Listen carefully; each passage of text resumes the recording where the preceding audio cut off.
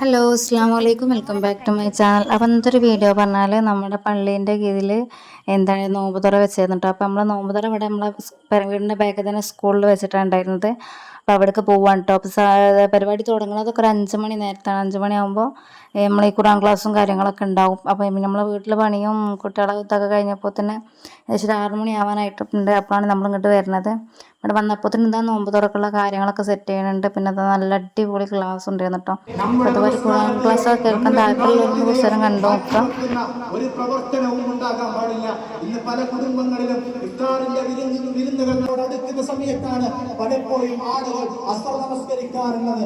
നമ്മൾ ശ്രദ്ധിക്കുക പ്രിയപ്പെട്ട ആളുകൾ, സഹോദരന്മാരെ, നമ്മൾ പരിശോധിക്കുക ആർക്ക് വേണ്ടിയിട്ടാണ് നമ്മൾ വിഭവങ്ങൾ ഉണ്ടാക്കുന്നത്, ആർക്ക് വേണ്ടിയിട്ടാണ് നിർവഹിക്കേണ്ടത്. പരിപൂർണമായി അവൻ 5 വക്ത് നമസ്കരിക്കേണ്ടത് അത് പള്ളിയിൽ വെച്ചുകൊണ്ടായിരിക്കണം. അത് കേവലം റമദാനിൽ മാത്രമല്ല, റമദാനിൽ നമ്മുടെ പള്ളികൾ സജീവമാണ്. 5 വക്തിനും പള്ളികൾ സജീവമാണ്. കുടുംബത്തിലുള്ള എല്ലാ ആളുകളും പള്ളിയെ സമീപിക്കുന്നു. നമസ്കാരത്തിൽ പരിപൂർണമായി പങ്കാളിത്തമുണ്ട്. എന്നാൽ പ്രിയപ്പെട്ടവരെ, പരിശുദ്ധമായ റമദാൻ കഴിഞ്ഞാലും നമ്മുടെ പള്ളികൾ നമസ്കാരങ്ങൾ കൊണ്ട് ധന്യമാക്കേണ്ടതുണ്ട്. അവിടെയാണ് നമ്മൾ അബ്ദുല്ലാഹി ഇബ്നു ഉമ്മി മക്തൂമിന്റെ ചരിത്രം നമ്മൾ ഉൾക്കൊള്ളേണ്ടത്. അബ്ദുല്ലാഹി ഇബ്നു ഉമ്മി മക്തൂമിന്റെ ചരിത്രം കടന്നു പോകുന്നത് അല്ലാഹുവിന്റെ ഭവനങ്ങളിൽ ചെന്നുകൊണ്ട് കുടുംബസമേതം ഇഹ്തികാഫിലിക്കുവാനും അവിടുന്ന് പ്രാർത്ഥിക്കുവാനും ദിക്റുകൾ കൊണ്ട് ധന്യമാക്കുവാനും വിശ്വാസികൾക്ക് സാധിക്കേണ്ടതുണ്ട്. ഈ ദിനരാത്രങ്ങളെ ആത്മീയമായ കച്ചവടം നടത്തുന്ന ധാരാളം പുരോഹിത വർഗങ്ങളെ നമുക്ക് കാണാൻ സാധിക്കും. ഇഹ്തികാഫിലിക്കേണ്ടതും റമദാനിന്റെ ഈ നിമിഷങ്ങളെ സമയങ്ങള് നമ്മൾ ചെലവഴിക്കേണ്ടതും ഏതെങ്കിലും തരത്തിലുള്ള അങ്ങാടികളിലോ അല്ലെങ്കിൽ ഏതെങ്കിലും തരത്തിലുള്ള ഷോപ്പിങ്ങുകളിലോ അല്ലെങ്കിൽ ഏതെങ്കിലും തരത്തിലുള്ള പാടങ്ങളിലും പറമ്പുകളിലും വിളിച്ചുകൂട്ടുന്ന ആത്മീയ മജ്‌ലിസുകളിലോ തൗബയുടെ മജ്‌ലിസുകളിലോ അല്ല നമ്മുടെ ഈ വിലപ്പെട്ട സമയം നമ്മൾ ചെലവഴിക്കേണ്ടത്. മറിച്ച് അല്ലാഹുവിന്റെ ഭവനങ്ങളിൽ ചെന്നുകൊണ്ട് ഖുർആൻ പാരായണം കൊണ്ടും നമസ്കാരങ്ങൾ കൊണ്ടും ദിക്റുകൾ കൊണ്ടും ധന്യമാക്കുവാൻ നമ്മൾ ഓരോരുത്തരും ശ്രദ്ധിക്കുക. അല്ലാഹു സുബ്ഹാനഹു വ തആല നമ്മെ അനുഗ്രഹിക്കുമാറാകട്ടെ. അതോടൊപ്പം നമ്മൾ മനസ്സിലാക്കുക, റസൂലുള്ളാഹി സ്വല്ലല്ലാഹു അലൈഹി വസല്ലം ഗൗരവത്തോടു കൂടി പറഞ്ഞ കാര്യമാണ്. നമ്മളൊരു കുടുംബം ഒത്തുകൂടി എന്നുള്ള നിലക്ക് ആ കാര്യവും കൂടി പറഞ്ഞു ഞാൻ അവസാനിപ്പിക്കുക. നമ്മുടെ പ്രവർത്തനങ്ങൾ സ്വീകരിക്കണമെങ്കിൽ കുടുംബ ബന്ധങ്ങൾ മുറിക്കപ്പെടരുത്. ആരോടും നമ്മൾ പിണങ്ങി നിൽക്കരുത്. കുടുംബ ബന്ധങ്ങൾ മുറിച്ചു കഴിഞ്ഞാൽ റസൂലുള്ളാഹി സ്വല്ലല്ലാഹു അലൈഹി വസല്ലം അവരുടെ പ്രവർത്തനങ്ങൾ സ്വീകരിക്കുകയില്ല. റസൂലുള്ളാഹി സ്വല്ലല്ലാഹു അലൈഹി വസല്ലം പറഞ്ഞല്ലോ, അല്ലാഹുവിന്റെ ദീനിനെ കുറിച്ച് ചർച്ച ചെയ്യുന്ന, ദീനിനെ കുറിച്ച് പഠിക്കുന്ന, അല്ലാഹുവിനെ കുറിച്ച് സംസാരിക്കുന്ന ഓരോ സദസ്സുകളിലും അല്ലാഹുവിന്റെ റഹ്മത്തിന്റെ മലക്കുകൾ ഉണ്ടാകും. ആ മലക്കുകൾ ആ കൂടിയിട്ടുള്ള ആളുകൾക്ക് വേണ്ടി ഇസ്തിഗ്ഫാർ ചോദിക്കും, പാപമോചനത്തോടും. എന്നാൽ ആ മലക്കുകൾ പ്രവേശിക്കുകയില്ല.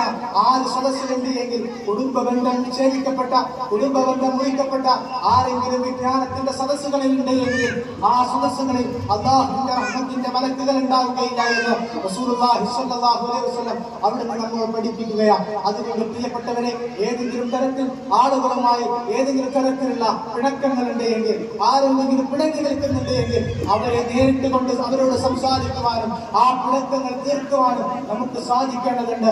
മരണപ്പെട്ടു പോയി കഴിഞ്ഞാൽ പ്രിയപ്പെട്ടവരെ, ആ ശാശ്വതമായി കഴിയേണ്ടുന്ന അല്ലാഹുവിന്റെ പാരത്രിക ലോകത്തെ നമ്മൾ നഷ്ടപ്പെടുത്തരുത്. ആ പാരത്രിക ലോകത്തെ ഉപകരിക്കണമെങ്കിൽ ഇബാദത്തുകൾ കൊണ്ട് ജീവിതത്തെ ധന്യമാകണം.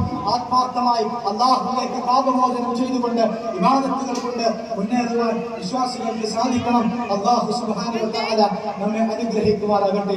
ജീവിതത്തിൽ നാം ചെയ്തു പോയിട്ടുള്ള ചെറുതും വലുതുമായിട്ടുള്ള എല്ലാ തെറ്റുകുറ്റങ്ങളും അല്ലാഹു സുബ്ഹാനഹു വ തആല വിട്ടുപുറത്തു മാപ്പാക്കി തരുമാറാകട്ടെ.